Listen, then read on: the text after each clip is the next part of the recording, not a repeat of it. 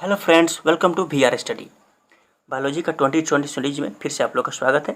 तो चलिए आज का नया क्वेश्चन देखते हैं। क्वेश्चन नंबर 1, भूमि अपरदन की रोकथाम कैसे संभव है। ठीक है, तो इसका सही जवाब होगा ऑप्शन नंबर ए। भूमि अपरदन को जो है पुनः वृक्षारोपण से हम लोग इसको रोकथाम कर सकते हैं। ठीक है, तो चलिए अब अगला नंबर सवाल देखते हैं। अगला नंबर क्वेश्चन है, सूर्य के प्रकाश से परावैंगनी विकिरण की क्रिया से जो उत्पन्न होता है उसको क्या कहते हैं।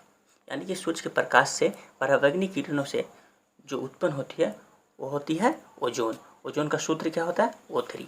ओजोन का सूत्र क्या होता है O3। ठीक है, चलिए अब आगे बढ़ते हैं। क्वेश्चन नंबर 3 देखते हैं। वन पारिस्थितिकी तंत्र में हरे पौधे होते हैं। तो वन पारिस्थितिकी तंत्र में हरे पौधे क्या होते हैं, तो हरे पौधे जो होते हैं उत्पादक होते हैं। ठीक है, और उत्पादक जो कंज्यूम करता है उसको क्या बोलते हैं, वो मूल उपभोक्ता। यानी कि प्रकृति से जो मूल उत्पादक जो होते हैं उसको डायरेक्ट जो कंज्यूम करते हैं वो मूल उपभोक्ता कहलाते हैं। और मूल उपभोक्ता हमेशा क्या होते हैं, वेजिटेरियन होंगे। ठीक है, जैसे कि गाय, भैंस, बकरी, हिरन इत्यादि। चलिए अब आगे बढ़ते हैं। क्वेश्चन नंबर 4 में जीवों तथा वातावरण के पारस्परिक संबंधों का अध्ययन कहलाता है। तो जीवों तथा वातावरण के पारस्परिक संबंधों का अध्ययन इकोलॉजी कहलाता है। ठीक है, अब ऑप्शन नंबर सी एक बार देख लेते हैं, ऑटो इकोलॉजी। ऑटो इकोलॉजी होता क्या है, तो किसी विशेष जाति यानी कि कोई विशेष जाति हो, विशेष जाति के जीवों का अध्ययन जो होता है ऑटो इकोलॉजी कहलाता है। चलिए अब आगे बढ़ते हैं क्वेश्चन नंबर 5 पे। क्वेश्चन नंबर 5 है, निम्न में से किस युग में जीवन नहीं था। ठीक है, तो इसका सही जवाब होगा अजोइक काल। ठीक है, अजोइक काल जो है इसमें जीवन संभव नहीं था। ठीक है, अभी देखिए, अब इसमें ऑप्शन नंबर ए को ध्यान से देखेंगे। ऑप्शन नंबर ए है मेसोजोइक काल। ठीक है, मेसोजोइक काल को द्वितीय काल भी बोलते हैं और इसी काल में डायनासोर का जीवन जो है सुनहरा था। ठीक है, देखिए सारे क्वेश्चन जो इम्पोर्टेंट है हर एग्जाम में पूछे जाते हैं और बार बार रिपीट किए जाते हैं, इसलिए हम लोग ने नया सीरीज स्टार्ट किया है बायोलॉजी का, ताकि बायोलॉजी का सारा जितना इम्पोर्टेंट क्वेश्चन हो हम पढ़ा पाएँ, ताकि आप लोग एग्जाम में अच्छा स्कोर कर पाए। ठीक है, तो वीडियो अगर अच्छा लगता है तो लाइक कीजिएगा, शेयर कीजिएगा तथा सब्सक्राइब जरूर कीजिएगा। चलिए अब अगला क्वेश्चन देखते हैं, उत्परिवर्तनवाद किसने प्रस्तुत किया था। तो इसका सही आंसर होगा option number D, Hugh D Vries ने उत्परिवर्तनवाद प्रस्तुत किया था। ठीक है, अब देखिए ऑप्शन नंबर ए देख लेते हैं, डार्विन। यानी कि चार्ल्स डार्विन ने कौन सा सिद्धांत दिया था, तो चार्ल्स डार्विन ने प्राकृतिक चयन का सिद्धांत दिया था। ठीक है, और मेंडल को क्या बोलते हैं, फादर ऑफ जेनेटिक्स। मेंडल को क्या बोलते हैं, फादर ऑफ जेनेटिक्स। ठीक है, चलिए अब अगला क्वेश्चन पे आते हैं। क्वेश्चन नंबर 7 है, एक माइक्रोन जो है होता है, एक माइक्रोन कितना होता है, तो एक माइक्रोन जो होता है 1/1000 मिलीमीटर के बराबर होता है। ठीक है, इसको आप 0.001 मिलीमीटर भी लिख सकते हैं। ठीक है, चलिए अब अगले क्वेश्चन पे आते हैं। Question number 8। ठीक है, क्वेश्चन नंबर 8 है, उत्परिवर्तनवाद का कारण है। तो इसका उत्परिवर्तनवाद का क्या क्या कारण हो सकते हैं। ऑप्शन नंबर ए है क्रोमोसोम में परिवर्तन, ऑप्शन बी जीन में परिवर्तन, ऑप्शन सी डीएनए में परिवर्तन तथा डी जो है उपयुक्त सभी। तो इसका सही जवाब होगा ऑप्शन नंबर डी, उपयुक्त सभी। इसके सारे आंसर होंगे। ठीक है, चलिए अब अगले क्वेश्चन पर पढ़ते हैं। Question number 9। पिछले बार में मैं काफ़ी स्लो पढ़ा रहा था, मेरा फर्स्ट वीडियो था, इसकी वजह से काफ़ी स्लो बोल रहा था और मेरे पास माइक भी नहीं है, मैं हेडफोन से बनाता हूँ, तो थोड़ा सा एडजस्ट कर लीजिएगा। लेकिन जो भी मैं कंटेंट दूंगा एकदम सॉलिड दूंगा, ताकि सारे एग्जाम में पूछे जाएँ। ठीक है, और आप लोग अच्छा स्कोर कर पाएँ। चलिए अब अगला क्वेश्चन देखते हैं। पेलिएंटोलॉजी, पेलिएंटोलॉजी अध्ययन है, यानी कि पेलिएंटोलॉजी है किसका अध्ययन है, तो इसका सही जवाब होगा ऑप्शन नंबर डी, जीवाश्मों का अध्ययन जो है पेलिएंटोलॉजी कहलाता है। ठीक है, अब आप लोग पूछेंगे कि पक्षियों का अध्ययन क्या कहलाता है, तो पक्षियों का अध्ययन जो होता है ऑर्निथोलॉजी कहलाता है। ठीक है, और अस्थियों का अध्ययन क्या कहलाता है, ऑस्टियोलॉजी। ठीक है, हम लोग ऑप्शन को भी, जो भी इम्पोर्टेंट ऑप्शन है उसको भी पढ़ते चलेंगे। ठीक है, तो चलिए चलते हैं अगले सवाल पे। अगला सवाल है, डायनासोर का सुनहरा काल किस काल को कहते हैं। ठीक है, हम पिछले बार भी ऑप्शन में भी आपको बता चुके हैं, पिछले क्वेश्चन के ऑप्शन में, कि डायनासोर का सुनहरा काल किसको बोलता है, तो मेसोजोइक काल को जो है डायनासोर का सुनहरा काल बोला जाता है। इसको द्वितीय युग भी बोला जाता है। ठीक है, द्वितीय युग भी बोला जाता है। चलिए तो अगले सवाल पर बढ़ते हैं। जीवन की उत्पत्ति जो है किस महाकल्प में हुई? ठीक है, किस महाकल्प में हुई? तो चलिए इसका आंसर देखते हैं। इसका सही जवाब होगा option number A, pre Cambrian युग में जो है प्री कैम्ब्रियन महाकल्प में जीवन की उत्पत्ति हुई। ठीक है, फिर वहीं सब ऑप्शन है मेसोजोइक, तो जो आपको बता चुका हूँ ऊपर वाले क्वेश्चन में ही। तो चलिए अगला नंबर क्वेश्चन देखते हैं।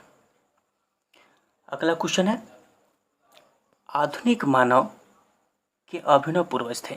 आधुनिक मानव के अभिनव पूर्वज कौन थे? तो आधुनिक मानव के अभिनव पूर्वज क्रो-मैग्नोन मानव थे। ठीक है, इसका सही जवाब होगा ऑप्शन नंबर सी। ठीक है, चलिए अगले सवाल पर चलते हैं। मानव की उत्पत्ति जो है किस युग में हुई? ठीक है, तो मानव की उत्पत्ति जो है प्लायोसीन युग में हुई। ऑप्शन नंबर सी इसका सही जवाब होगा। मानव की उत्पत्ति किस युग में हुई? प्लायोसीन युग में हुई। ठीक है, तो चलिए अगले सवाल पर चलते हैं। सवाल नंबर 14, चट्टानों पर रंगीन चित्रकारी सर्वप्रथम किसने की? तो चट्टानों पर रंगीन चित्रकारी जो है सर्वप्रथम क्रो-मैग्नोन मानव ने की। ठीक है, इसका सही जवाब होगा ऑप्शन नंबर ए, क्रो-मैग्नोन मानव। ठीक है, तो चलिए आगे चलते हैं। क्वेश्चन नंबर 15 है, मानव विकास कहाँ हुआ? मानव विकास आखिर कहाँ हुआ? तो इसका ऑप्शन है मध्य अफ्रीका, मध्य एशिया, ऑस्ट्रेलिया तथा अमेरिका। तो इसका सही जवाब क्या होगा? इसका सही जवाब होगा ऑप्शन नंबर बी। ठीक है, मध्य एशिया। मानव का विकास कहाँ हुआ? मध्य एशिया में हुआ। ठीक है, चलिए अब अगला नंबर सवाल देखते हैं। सवाल नंबर 16, निम्न में से कौन आधुनिक मानव का सबसे निकटतम संबंधी है?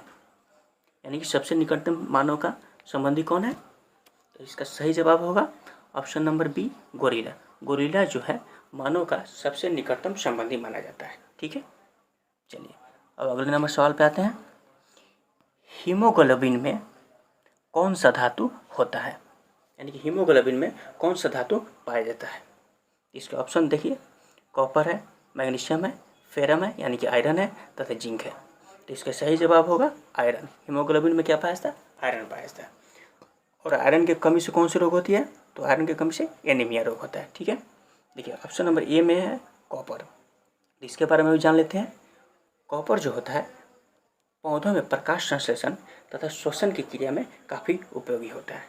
ठीक है, चलिए अब देखते हैं क्वेश्चन नंबर 18, गुणसूत्रों पर जीनों की उपस्थिति का क्रम है। यानी कि गुणसूत्रों पर जो जीन होते हैं उसकी आकृति कैसी होती है? तो उसकी आकृति जो होती है रेखाकार होती है। ठीक है, जैसे गुणसूत्र नहीं बन पा रहा, हाँ इस टाइप का होता है, इस कैसी होती है? तो रेखाकार होती है। ठीक है, सवाल नंबर 19 है, AB रुधिर वर्ग वाले व्यक्ति जो है अपना रुधिर किसको दे सकते हैं? ठीक है, बेसिकली AB रुधिर वाले यानी कि AB ब्लड ग्रुप वाले जो है लोग अपना ब्लड किसको डोनेट कर सकते हैं? तो सिर्फ AB को ही अपना ब्लड ग्रुप डोनेट कर सकते हैं।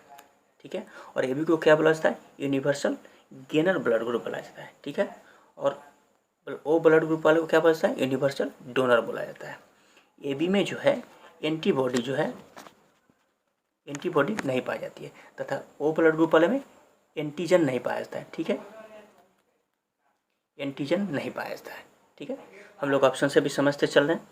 इसी तरह से हम लोग आगे भी इस सीरीज को चलाते रहेंगे। अगर आप लोग को पसंद आएगा तो आगे भी ऐसा सीरीज आते रहेगा। ठीक है, आगे हम चल के GS का भी लाएंगे, करंट अफेयर्स का भी लाने वाले हैं। तो वीडियो अगर अच्छा लगता है तो लाइक कीजिएगा, शेयर जरूर कीजिएगा। ठीक है, तो चलिए आज का लास्ट सवाल है क्वेश्चन नंबर 20, निम्नलिखित में लिग्न संलग्न रोग कौन सा है? ठीक है, इसमें लिग्न संलग्न रोग कौन सा है? तो ऑप्शन देख लेते हैं। ये है क्षय रोग यानी कि TB ट्यूबरकुलोसिस, दूसरा है वर्णांधता कलर ब्लाइंडनेस, और तीसरा है निकट दृष्टि दोष, और चौथा है इनमें से सभी। तो इसका सही जवाब होगा ऑप्शन नंबर बी, वर्णांधता यानी कि कलर ब्लाइंडनेस। ये जो है लिग्न संलग्न रोग है। ठीक है, तो आज का वीडियो यहीं तक। वीडियो अगर अच्छा लगे तो लाइक, शेयर तथा सब्सक्राइब जरूर कीजिएगा। प्लीज़ दोस्तों में इसको ज़्यादा से ज़्यादा शेयर करें ताकि आपके दोस्त भी पढ़ पाएँ और बायोलॉजी का कोई भी क्वेश्चन उनसे किसी एग्जाम में न छूट पाए। चलिए धन्यवाद।